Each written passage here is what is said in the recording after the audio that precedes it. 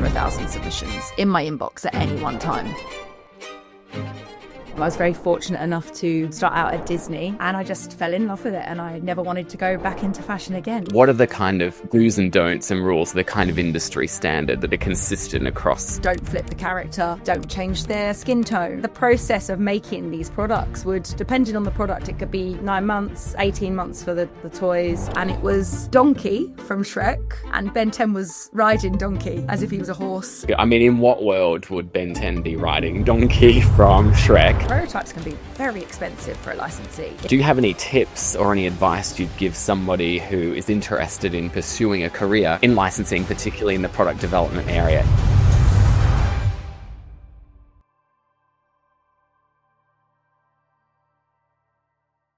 Behind every licensed product you see on shelves lies months of meticulous product development.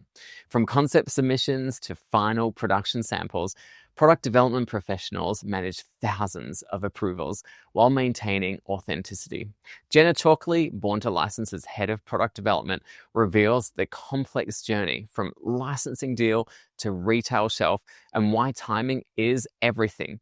There is so much valuable detail in this chat, and I hope you find it useful. Before we dive into today's show, I wanted to share something really exciting with you. For the first time ever, I'm opening my vault of nearly 20 years of licensing experience through my online course, Learn to License. Whether you're just starting out or looking to level up your licensing game, this is everything I wish I'd known when I began my journey. From deal structures to finding the right license, knowing if you're ready and how to pitch like a pro, it's all there. The fundamentals that separate successful licensors from everyone else. Visit learntolicense.com and let's get you from curious to confident. Now, let's jump into today's episode. All right, well, Jenna, I often refer to you as the product development queen. Help those listening understand why that might be. How have you become royalty in this space? Oh, God. I wouldn't go that far, but I've worked in the industry now for, I always say 20 years, but I think it might be more 18 years. I actually wanted to get into fashion buying, weirdly. And then I ended up falling into toy buying.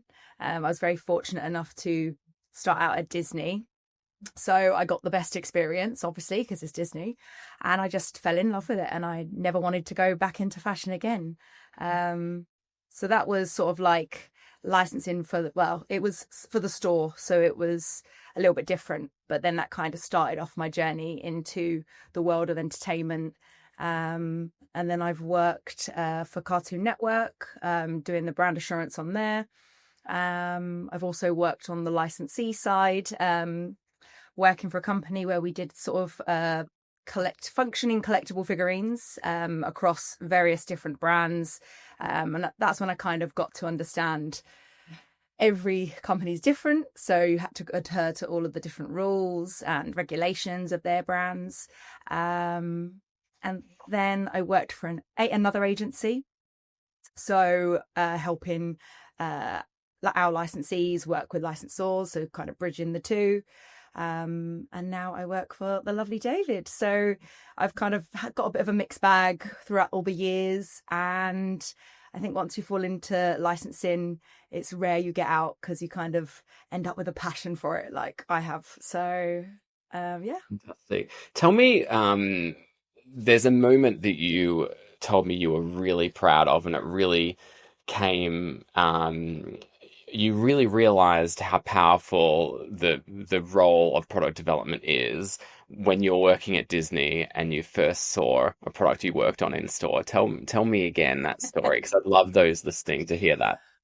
I don't think growing up you really understand, well, you don't because you're a child, the full impact of what goes into creating a product. You just go to the Disney store. I used to go every Saturday with my mum, go look at all the dolls, try and jump in the plushie corner that they used to have. That's Cuddly Toys for people who don't know what plushies are. And I used to love it there. And little did I know that, 15, 20 years later, I would be working on those products and see it in store. And I remember I was a buyer's assistant So we did lots of admin. That was basically our role. And then I was given the opportunity to work on my own range, which was for keychains. And then I moved to stationery, and I did I did a lenticular card for Princess and the Frog. That one I really got to me because I'd never even heard of lenticular before then. So you learn a lot on the job. And then the process of making these products would, depending on the product, it could be 9 months, 18 months for the toys. And seeing it from its initial sketch designs all the way through to then seeing it in the store, which in the offices at Disney was downstairs. And I remember going downstairs, they're like, oh, they've come in, the merch has come in. We're like, cool. Went down on my lunch break and I saw this tiny little pin that I'd made. And I was just saw it and I was like, oh my God, I did that. I did that. I just had a meltdown. I felt like, I think I was started telling people on the store, and they just were like looking at me like, you made this? I was like, yes, I did. Obviously it wasn't just me, there was a massive team involved, but to know I'd been working on that for like so many months, to see it in the store, that's when I just completely fell in love with, product development, to be honest. Even if it's just an internal satisfaction and no one else knows, I did that. Or I worked. Do you still get that? Do you still get that feeling today? If there's a product that you've worked on and you go into store and you're like, oh my gosh, there it is, or has that novelty worn off a bit? No, it drives my friends mad. Like if we go out and they're trying to buy toys or whatever for their kids, if I ever see something I've worked on, I'm like, guys, and then I'll go over and show them, or I start to give them the rundowns of what this product went through to get to this point. Or even when they buy stuff for their kids, I'm always like, be careful with that. That took so and so. I'm a bit of a busybody when it comes to products. So, but my friends love it because they always come to me for advice. And yeah, I'm the only one without kids. So good. I do find people outside of licensing are always fascinated. You point at something on shelf and you say, you have no idea what it took to get this product, from conception to this shelf that we're looking at right now. And we'll certainly cover more of that off today, because I do want to help our listeners understand what actually goes into the product development journey. But one of the things I wanted to talk about was a conversation that we had early last year, and this was when we were talking about whether or not you'd like to join the team at Born to License. And I shared with you that I felt that people in our industry in product development weren't given enough credit for the contribution that they've made to the world of licensing. Why do you think that is? Why do you think that you and your product development colleagues may not be celebrated enough in the industry? Oh, that's a nice question, David. I think it's more of a sales-driven industry, or it definitely has been previously. I do think it's changing slightly now. People are starting to be a lot more creative. 20 years ago, 30 years ago, it would be a brand and a character slapped onto a product. There wouldn't be a lot of thought into it. Not like how it is, in the market currently. So people are being a lot more creative now. Therefore, you're going to have to get creative minds and great designers and sculpt designers and people who know what they're doing. So now we are being celebrated. You've got to have a keen eye for detail. So these types of things are required now. But years ago, they weren't. And it was all about the money, right? So, product... people who work on the creative side aren't necessarily pulling in the numbers, and that I think that's why potentially we weren't celebrated. But I think times are changing. Good. Well, they certainly should be celebrated. So let's take a big step back and talk about product development and the journey step by step, because I think that those listening will really want to understand, particularly those that are very new to licensing. A lot of the companies that come to us looking for help with licensing, one of the questions we ask them is, when would you like to get your product to market? And it is usually the case. They say in 2 months' time or 3 months' time, and they say because, we're really quick to manufacture. We manufacture locally and we can get to market really quickly. And it's an educational process to help them understand that just because you can move fast doesn't mean that this is going to be a fast process. So let's go back to the beginning of a product development process. Pretend you're speaking with a someone that's new to licensing. They've just signed their license agreement. Um, what's the first step that they need to take?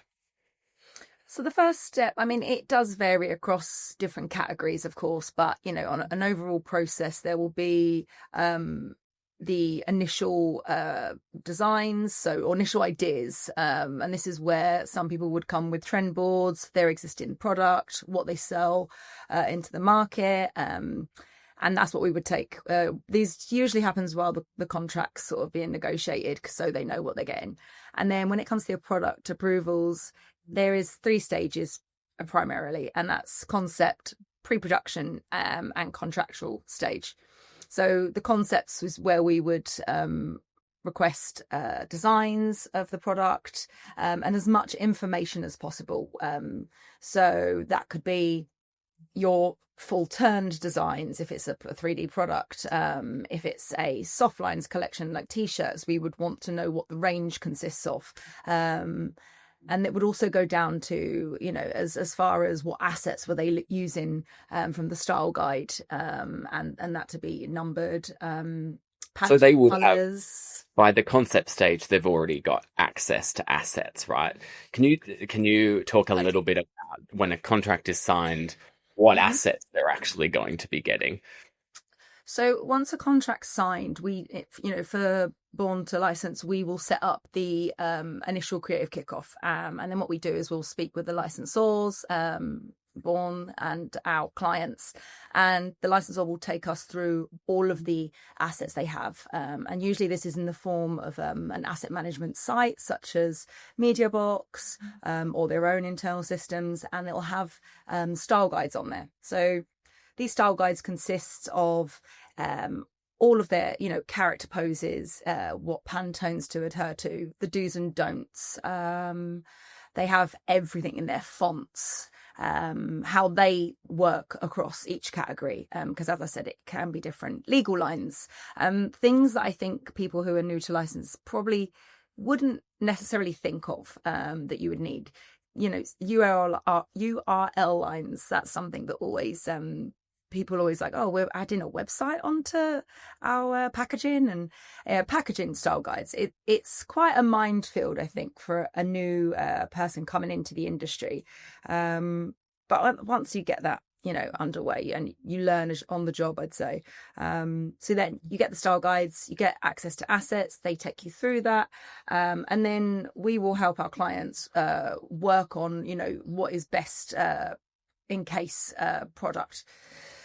Then that is usually probably, I'd say, the part that takes the longest, because I think, to your point, we have a lot of people who are like, we can get this out in 3 months.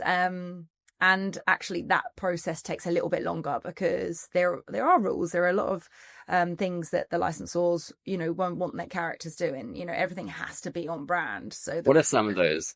What are some of those rules and some of those do's and don'ts that are kind of almost, because I know every licensor is different, but what are the kind of do's and don'ts and rules, the kind of industry standard that are consistent across licensors, would you say?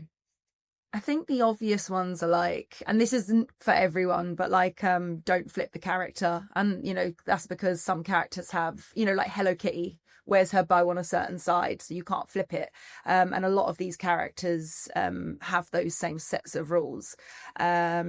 Don't change their skin tone. Again, some of them are more creative, so they allow you to do that. But there are some characters that they will absolutely not let you do that. Like SpongeBob, if somebody says, oh, we want to do a range of SpongeBob pajamas and we think it would look better if SpongeBob was blue, that's a no-no.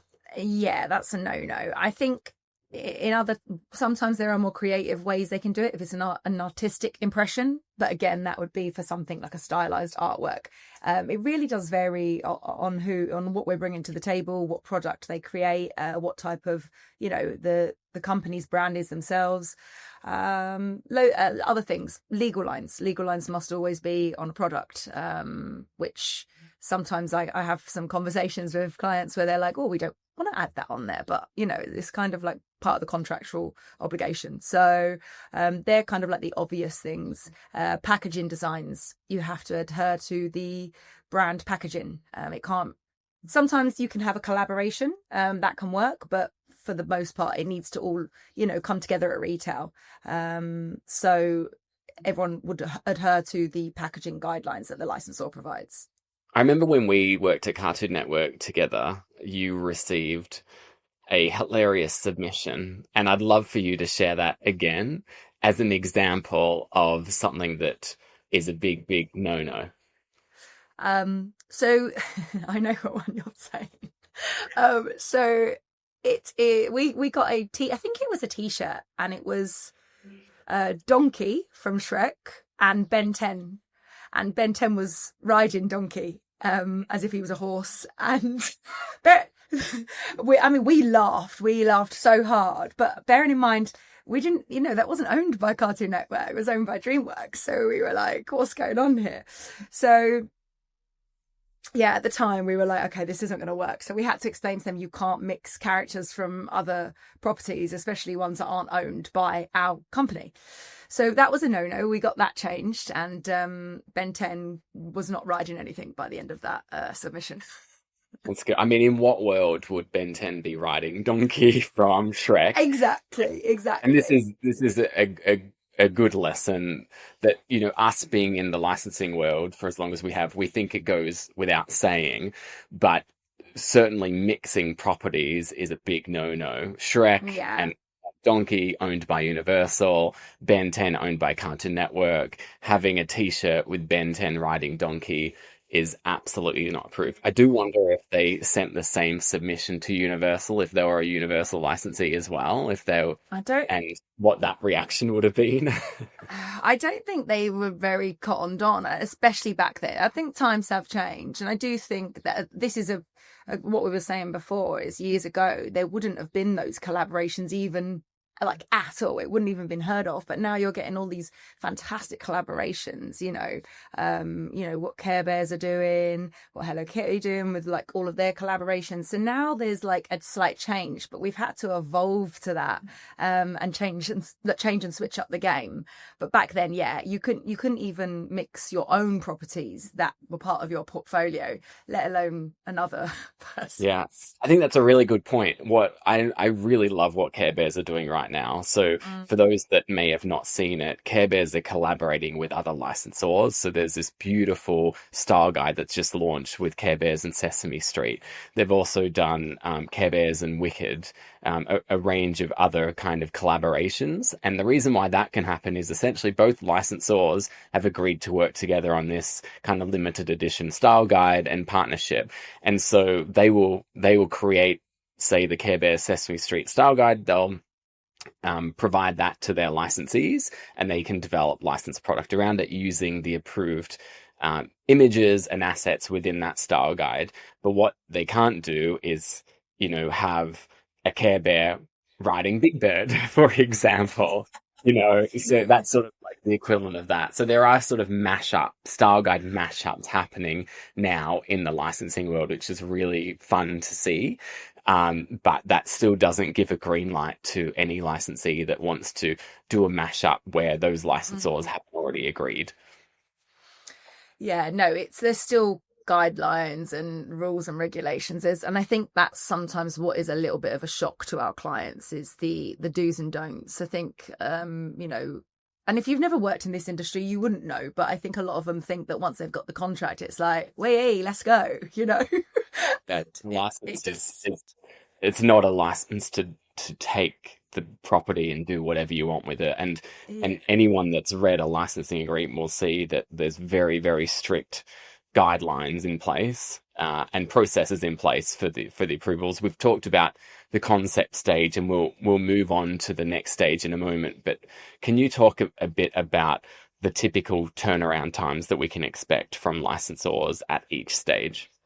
Sure. So when we submit anything onto the systems officially, they have, usually I'd say it was 10 working days, so 2 full weeks before they can return the submission back to us. And that can just be for a review. That doesn't mean you're going to get instant approval. I would say most times you're going to get at least one review stage, and that's if you're lucky. So you have to take that into consideration when you're planning, which I think is also another shock to some people, because you think 2 weeks, that's one submit, then you've got to take the time to do the resubmit. That can take a few days, maybe a week, depending on what they've submitted back to you on your collection. And then that's another 2 weeks. That's 5 weeks gone just on that one resubmit. So As a reset, it resets, doesn't it? It's not like they've spent 10 working days to review and provide feedback the first time round, but then when you resubmit, they're not going to look at it within an hour. It's the whole 10 working day resets again. So that's where. So you're talking about the time it takes you to do the initial design, then you submit it, then perhaps 10 working days to get feedback, then the time that takes for you to make the requested changes, then submit again. And so those listening can really start to understand how all that time can add up and why it's just not practical whatsoever to have product to market, in 2 months' time. Yeah. And I think it's, it's good to be aware that you think of even the big studios only still have quite relatively small teams, and then they have thousands of submissions coming in, so that's why they need those 10 days. And I have to say, we work with some great licensors who do often sort of will help us to achieve our goals, as long as we give a really good plan, and there's a lot of strategic thinking going into it. I'm big on the planning. I always like to give us, as you know, it's your ourselves. And I think that is like part of this is trying to build up goodwill with the licensor as well. What they're not going to do is provide quick turnaround for licensees that are unorganized. They are not listening to them. They're submitting things without putting much thought behind the concepts. If there is urgency, then licensors will try their best to prioritize, but it won't be every time. That favor bank runs dry eventually. Yes. Yeah, no, I think use your favors, certainly. Yeah, no, for sure. I mean, when I worked at Cartoon Network, you're talking on average, I'd have between 800 and 1,000, over 1,000 submissions in my inbox at any one time. And heaven forbid I ever took a day holiday or, was ill, because I'd just come back with 300 more. It was like a constant waterfall. Yeah, I remember that because, at the time Jenna and I were working together, I was on a desk that was almost facing you. I think you were in front to the left. And I would get my licensees, because I was working in FMCG and promotions across EMEA. And, those licensees typically need sometimes quicker approvals than others. And so I had them hounding me. And so I would be like, hey, Jenna, how are you going with this? And I see you've got, hundreds and hundreds, if not thousands of submissions you're working on. And I was trying to be that squeaky wheel, but so was everybody else. It's a real challenge when you're the product development person and you're trying to prioritize, and you've got 1,000 things to work on and 80% of them are urgent. Everybody's hounding you, emailing you, calling you, and then you've got your colleagues like me going, Jenna, please, no, just do this favor. So I think that's really important for anybody that's waiting on a submission and thinking, oh my gosh, it's the 6th working day. Why is it taking so long? That context is really important. So tell me about what comes after the concept stage. So just to summarize, the concept is basically submitting the first round of design.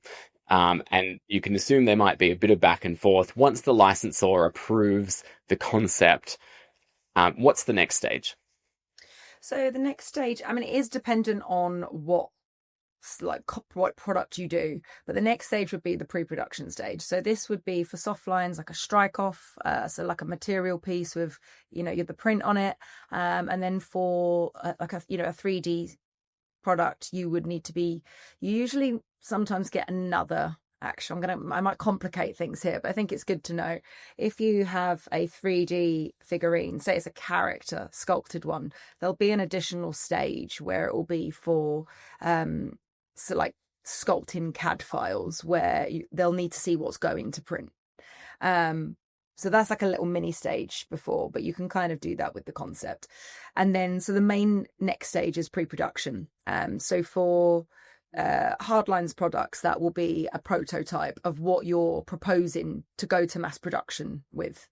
Now, depending on the product, it can be slightly complicated, or, I think Softlines is not. It's quite easy. It's like a piece of material. As long as it looks exactly like that approved concept, they should say, yeah, great, fine. For Hardlines, you need to make sure that everything that you've done is matched correctly. So the Pantone colors, the printing techniques, it really does depend on your product. But this stage should be okay because, we would definitely work with our clients to make sure that it is a true replica of what we've proposed at concept stage.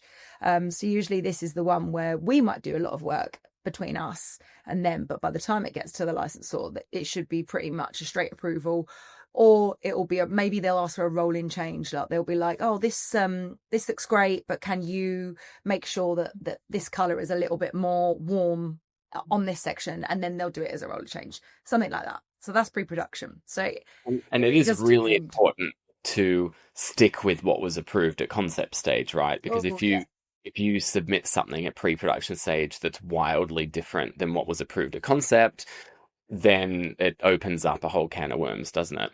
Yeah. No, you can't change anything. I think that's one of the things that is one of the missteps, is that, there isn't a 3-step approval process and everything has to be approved at each stage before anything else. Like it's a collaboration between, the licensee and the licensor at the end of the day.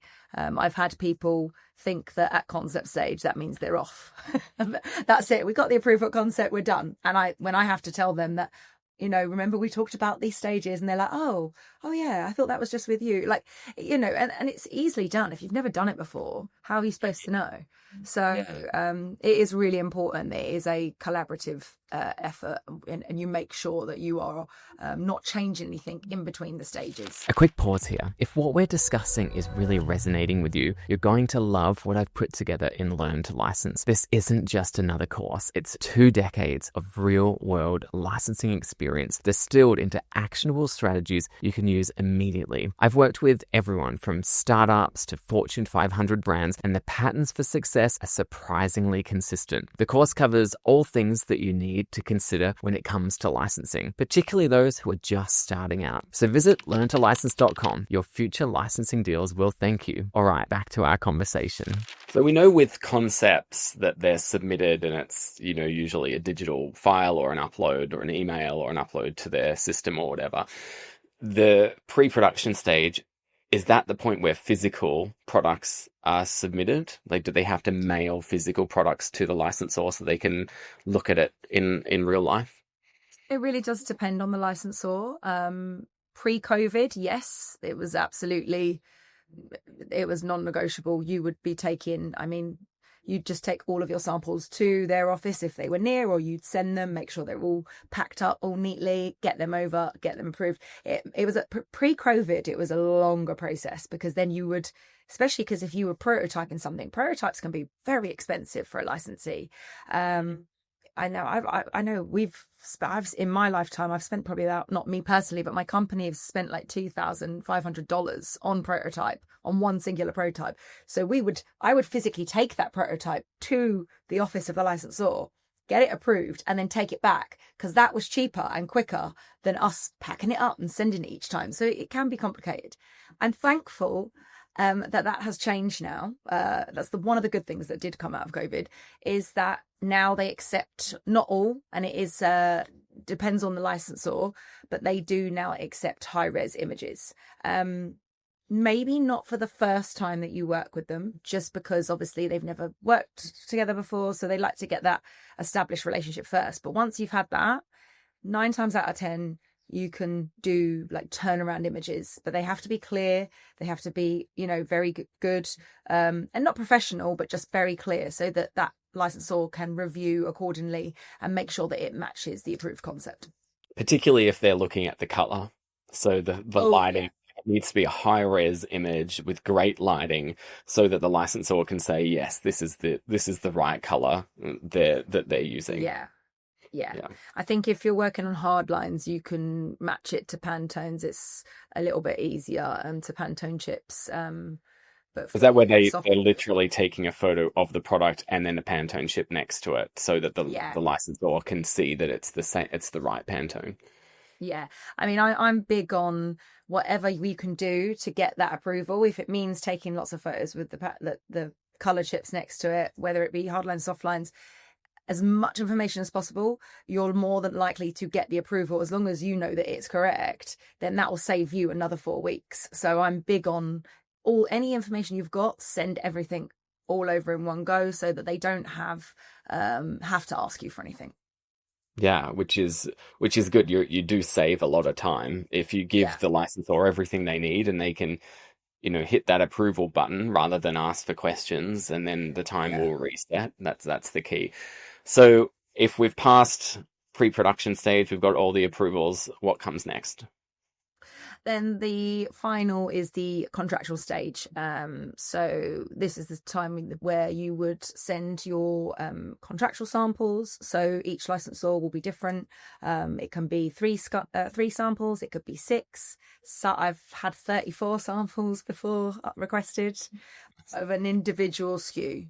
Wow. Yeah, it was a That's big a one. lot. So, and there is cost implications here. So that's something that if you're listening to this and you're new to licensing and you're trying to think about all the costs involved, it's not just royalties and minimum guarantee. It's actually costs of providing samples as well throughout this Yeah, process.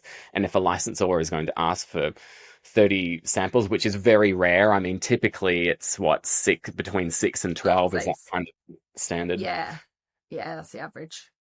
But if you've got, a very expensive product, let's say, for example, you're doing fridges, which are, high value items and they're enormous and expensive to send, make sure when you're negotiating a licensing agreement to maybe say, we're going to provide you with one final sample, production sample, rather than 6 or 12, so that you're, not going to find yourself in a spot where you're having to provide a lot of fridges to the licensor. Yeah, I mean, it was, what we used to do is we'd make sure that we incorporated when we were placing all of our POs, we would, look across all of our contracts and be like, okay, we need to send that to them, and we'd incorporate into the POs. So again, it's more planning, it's thinking before rather than getting to the end and being like, oh, by the way, you've got to do 6 samples of each SKU, which, it can be hefty, especially if you have, say you're launching 3 collections and each collection has like 15 SKUs in it. That's 6 individual samples of each individual SKU. So it can be quite, it does mount up, but it's usually one of the non-negotiables. So if you're doing a collection of 20 SKUs, then we're talking about 100 and wait, hang on, my maths. So we're talking about 120. Yeah. I'm not going to help you on the maths. I'm all about the product. So it's about 100, But yeah, 120 different products that you're essentially having to send if it's yeah. 6 samples of 20 individual SKUs. I mean, if you remember when we were at Cartoon Network, I was just constantly surrounded by boxes. It was like Fort Knox around me.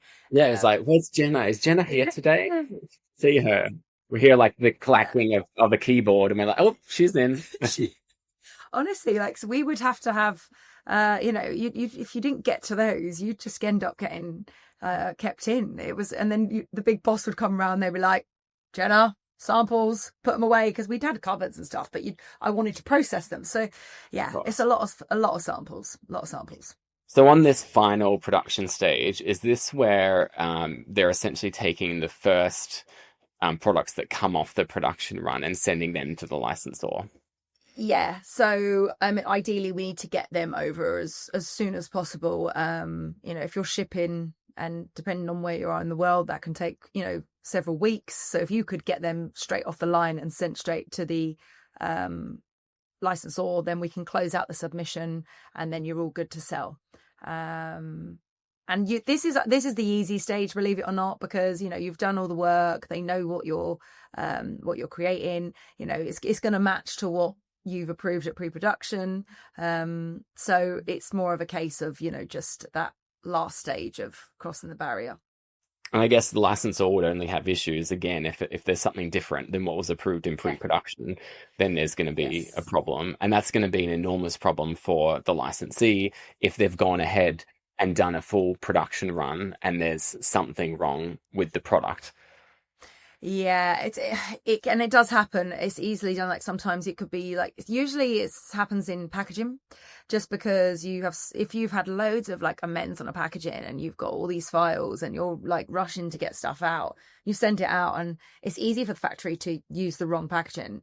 That's also happened to me before. It's very stressful, and they've printed the full run. Luckily we reprinted it because we caught it early, but if you don't catch it early and that gets shipped, most people manufacture in China. You're only as good as what your partner over there is telling you.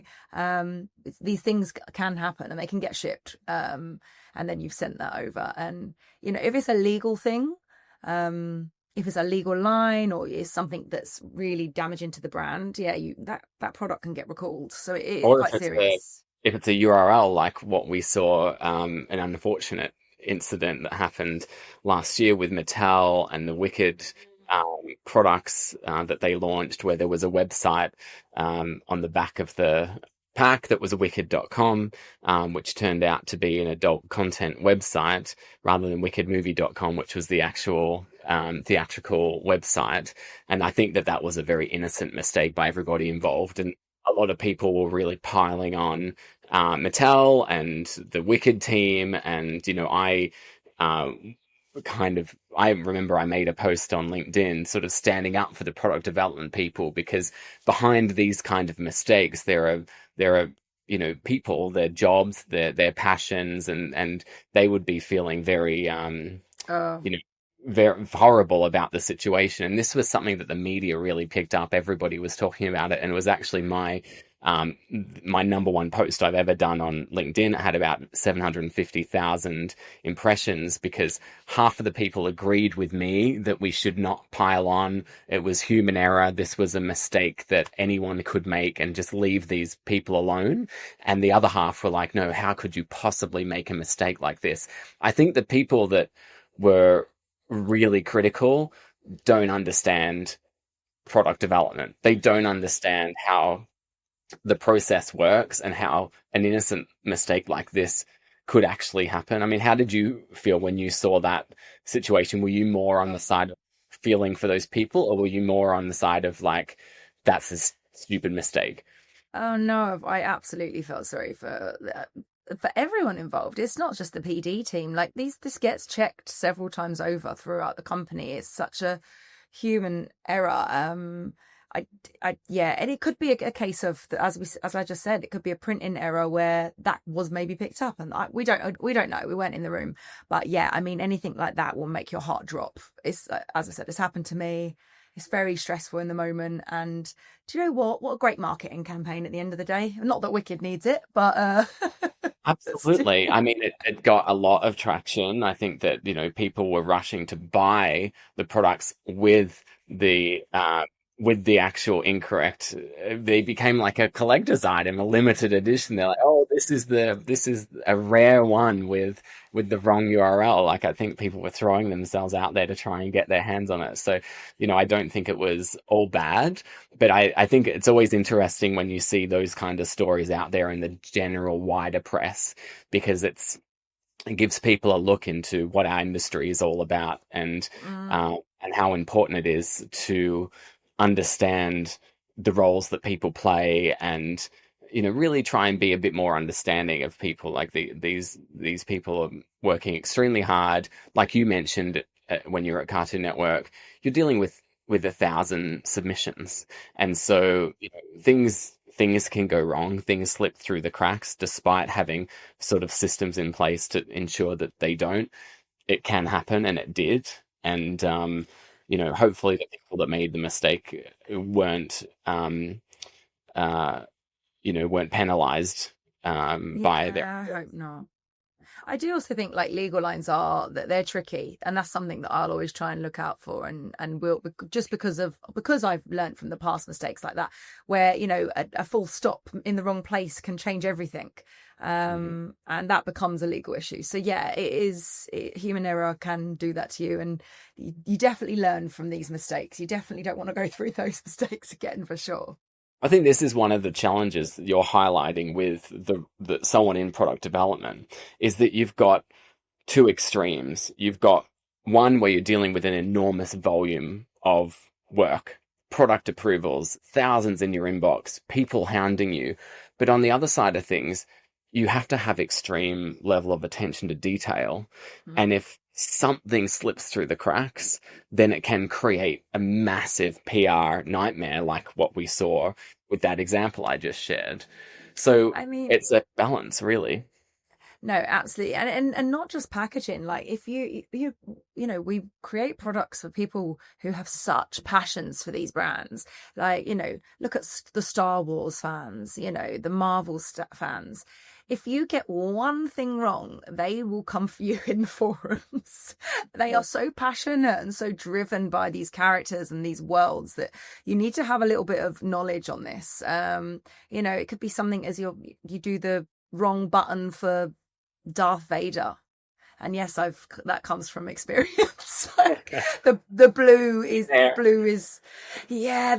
over the red on his chest palette. So it can happen, and people will come for you, and you may not have a very good sleep for a few weeks. I can imagine all these Star Wars fans looking at this thing and being like, honestly, how dare you? You've got the button wrong. I will always blame it on the continuity issues of a 70s film. That's the way I'm going for. I've got the wrong era as well now, but all I'm saying is that all products that we work on with the newer stuff is a lot easier because it's a lot more material to work with. But no, yeah, these mistakes grow and shape you. I think in our industry, you definitely won't make them a second time round. Let you tell you. So that's the product development journey. Thanks, Jenna, for taking us through that. Let's talk to those listening that are first-time licensees. They've never done licensing before. They're thinking about getting into licensing. From a product development side of things, what are some common challenges that first-time licensees will face particularly?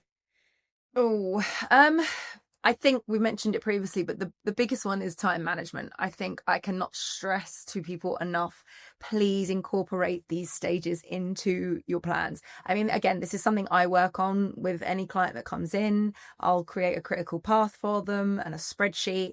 And I know that when I first take them through, some people are like, oh, this is a long time. We don't need that long. And then when they do it, they then understand why I've put that buffer room in, because there is nothing worse than not getting your stuff out because you haven't incorporated that time into it.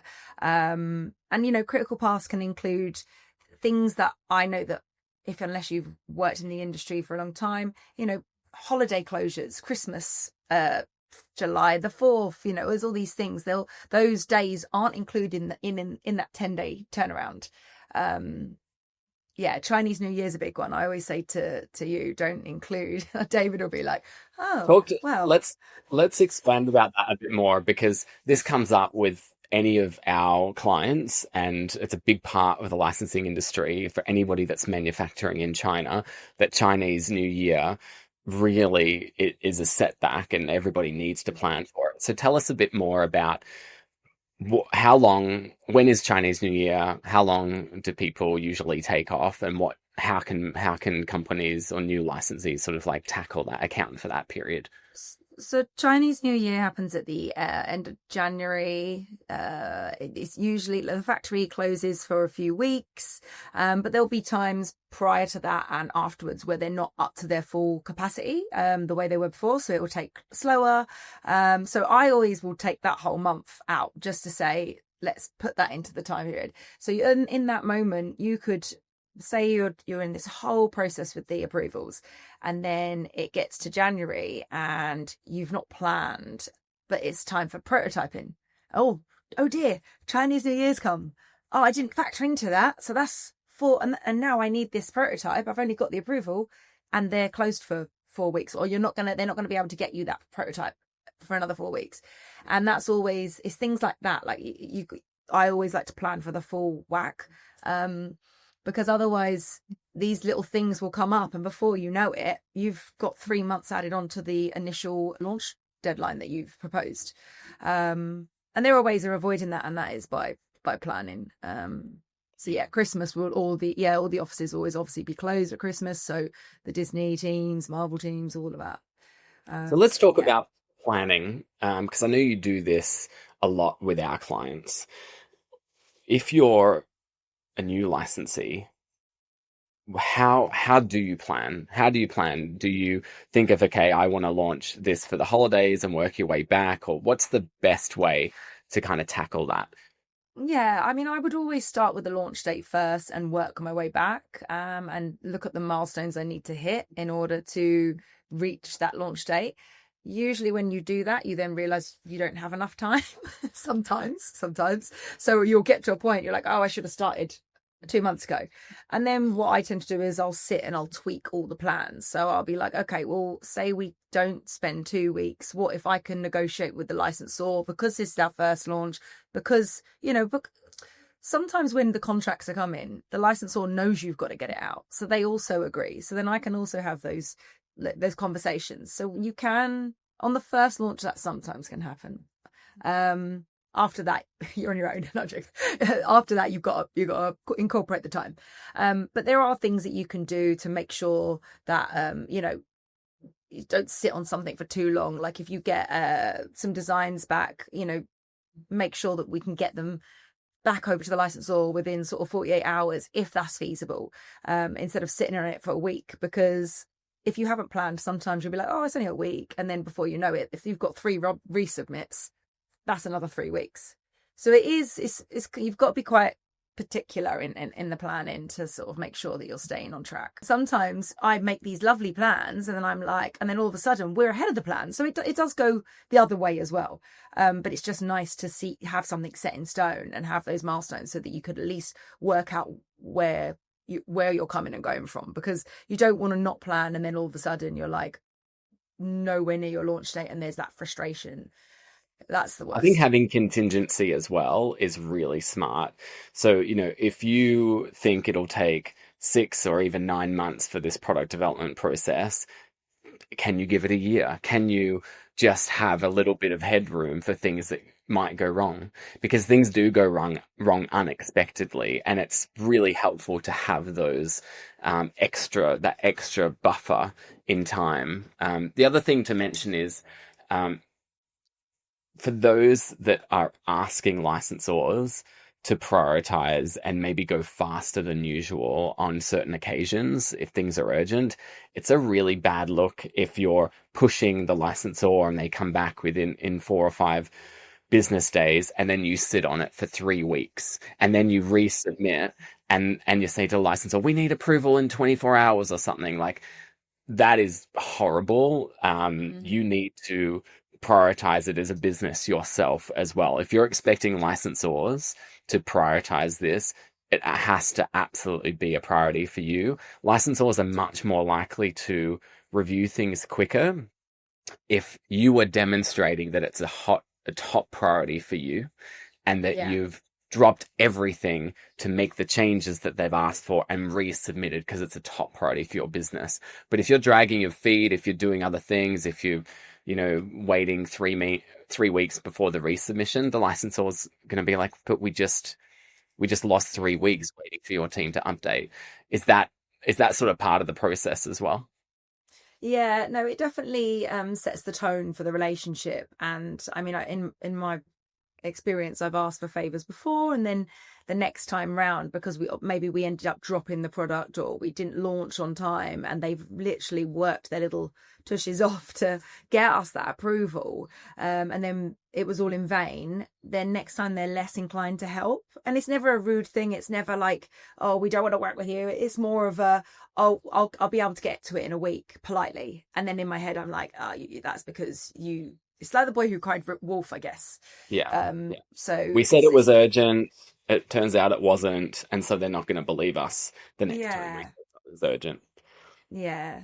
So I mean, it's a lot of trust and negotiation between ourselves and the licensor. So you don't want to obviously take the mick there.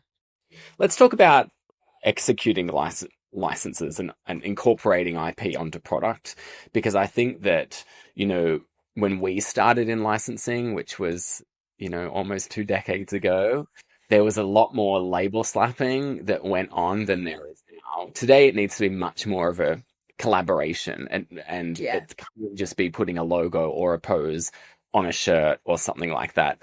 There needs to be more. Can you tell us a little bit more about the advice that you provide to our clients as it relates to incorporating the IP onto their product? Yeah, I mean, I'm big in the world of again, it actually does depend on the licensor. Some licensors obviously have brands that are very strategic, and they have certain rules that they don't want you to adhere to. But if you are given the chance to be creative, make it stand out, but whilst you're making it stand out, make it be true to the brand. I don't know, I'm trying to think of a character now. SpongeBob's a bit wacky, so we won't use him. But I don't know, would Moana be doing something like this? Like say you wanted to do a Moana product, and you were a outdoors company. You wouldn't want her sitting on a bike, because that's obviously not in the world of Moana. I'm being very literal here, but but would she be in the sea paddling something, and that's an outdoor toy? I'm being very literal here, but it's about ensuring that the brands are staying true to what they are on screen or wherever, and I think it's important to make sure that the characters are only ever being represented and how their personalities are in their worlds, within their worlds. It needs to feel authentic. And again, it comes to what you mentioned, Jenna, before about, Star Wars fans are going to get angry if something's off. Fan bases also get angry if something feels forced, if it doesn't feel natural to the character, if they are seeing, a character doing something, behaving a certain way that is different to what the character is all about. It starts to feel not authentic, and people can take it really personally.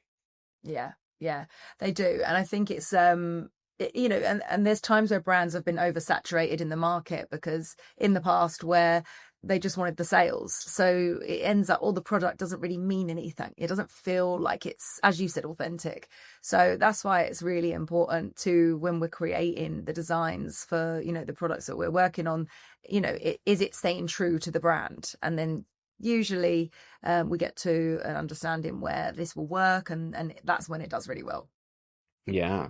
The last thing I want to talk to you about was, do you have any tips or any advice you'd give somebody who is interested in pursuing a career in licensing, particularly in the product development area? Is it a rewarding part of the industry? Would you tell people, no, don't do it, it's too stressful? What would you say?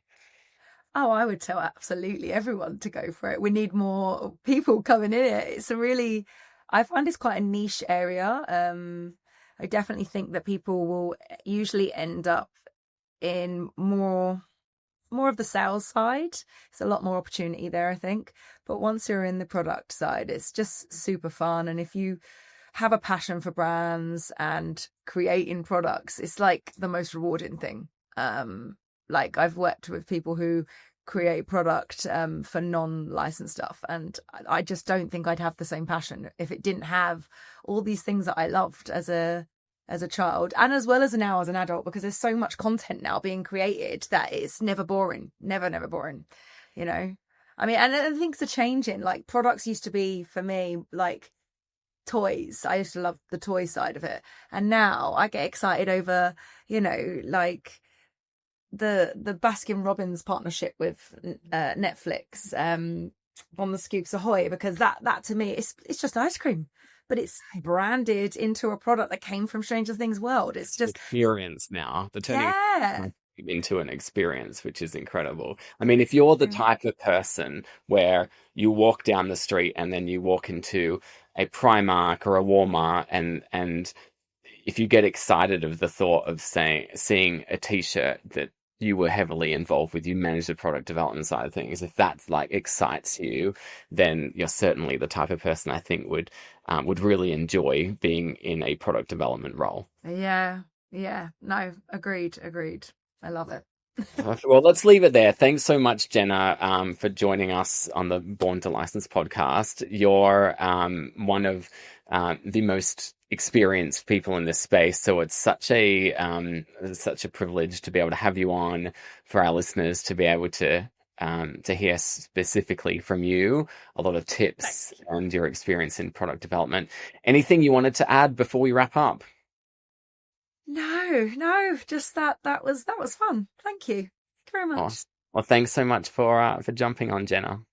Thank you. I hope you've enjoyed this episode of the Born to License podcast. Don't forget to like and subscribe. And if you're eager to learn more about licensing, I encourage you, take a look at my course, Learn to License.